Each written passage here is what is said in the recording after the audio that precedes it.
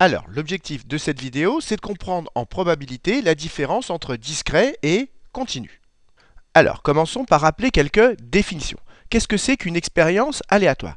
Eh bien, une expérience aléatoire, c'est une expérience où on n'est pas sûr du résultat. Par exemple, lorsque vous lancez un dé, eh bien, vous n'êtes pas sûr d'obtenir 1. Donc, lorsque ce que vous obtenez dépend du hasard, eh bien, on a affaire à une expérience aléatoire. Et quand on a une expérience aléatoire, qu'est-ce qu'on appelle l'univers? Eh bien, l'univers, c'est l'ensemble de tous les résultats possibles. Alors, prenons un exemple. On lance 2 dés à 6 faces, c'est bien une expérience aléatoire. Quel est l'univers? Alors, l'univers, souvent, on le note oméga, c'est un ensemble. Et quels sont tous les résultats possibles lorsqu'on lance 2 dés? Eh bien, déjà, il faut comprendre que les résultats, ils vont être sous la forme d'un couple. Premier dé, puis ici premier dé et ici deuxième dé. Et donc quels sont tous les tirages possibles? Eh bien on peut obtenir par exemple un 1, c'est-à-dire 1 avec le premier dé et 1 avec le deuxième, etc. 1, 2, 1, 3, etc. Et jusqu'à le dernier, ce sera 6, 6. 6 avec le premier dé et 6 avec le deuxième dé. Et ici, vous avez tous les résultats possibles. Et si vous les écrivez tous, vous verrez que vous en aurez 36. Donc ici, il y a 36 résultats possibles. Alors si maintenant on appelle grand X la variable aléatoire qui indique la somme qu'on obtient avec les 2 dés. C'est-à-dire que si on obtient un 1, eh bien on va obtenir comme somme 2. Et donc on dira que grand X est égal à 2. Si on obtient un 2, eh bien la somme des 2 dés sera égale à 3 et donc grand X sera égal à 3.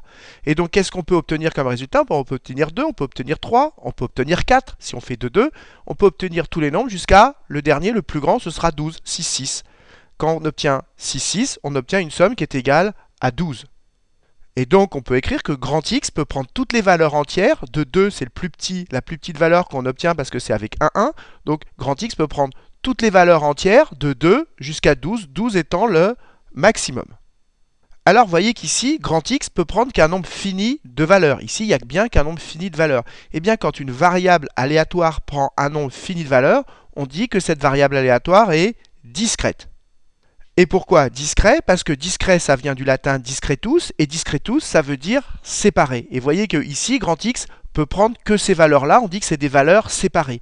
Et quand une variable aléatoire peut prendre qu'un nombre fini de valeurs, des valeurs séparées, eh bien on dit que cette variable aléatoire est discrète. Ça, c'est très important de bien le comprendre. Mais maintenant, vous allez voir qu'on peut être dans des situations complètement différentes. Prenons l'exemple suivant. On vous dit que Max arrive n'importe quand entre 16h et 17h. Eh bien déjà, quel va être l'univers? Eh bien comme Max arrive n'importe quand entre 16h et 17h, eh bien l'univers, c'est tous les nombres qui sont compris entre 16 et 17. Donc cette fois-ci, l'univers oméga, c'est un intervalle. Alors que tout à l'heure, c'était une liste de valeurs. Et ça, c'est complètement différent.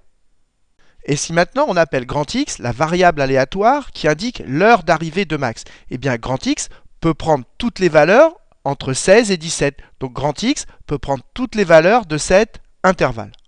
Et lorsqu'une variable aléatoire peut prendre toutes les valeurs d'un intervalle, on dit cette fois-ci que cette variable aléatoire est continue. Donc retenez bien que quand une variable aléatoire peut prendre un nombre fini de valeurs, on dit que cette variable aléatoire est discrète. Par contre, quand une variable aléatoire peut prendre toutes les valeurs d'un intervalle, on dit cette fois-ci que la variable aléatoire est continue. Alors, deuxième chose à remarquer, c'est que cet intervalle 16-17, c'est un intervalle borné. Mais je voudrais vous montrer un deuxième exemple où cette fois-ci l'intervalle n'est pas borné.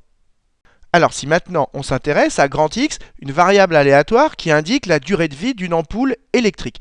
Eh bien une ampoule électrique, sa durée de vie, c'est un nombre positif. Ça peut être n'importe quoi, mais positif. Ça peut durer 1 an, 2 ans, 10 ans, on ne sait pas, mais ça sera forcément un nombre positif. Donc ici l'univers, ça sera l'intervalle 0 plus l'infini. Et donc cette fois-ci, c'est un intervalle non borné.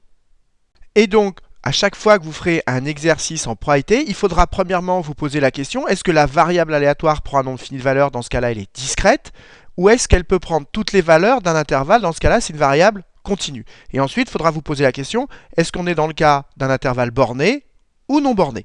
Et il faudra à chaque fois vous poser ces questions dans les exercices. Alors maintenant que vous avez compris ce que c'est qu'une variable aléatoire continue, eh bien dans la prochaine vidéo, on va expliquer comment calculer des probabilités justement avec une variable aléatoire continue.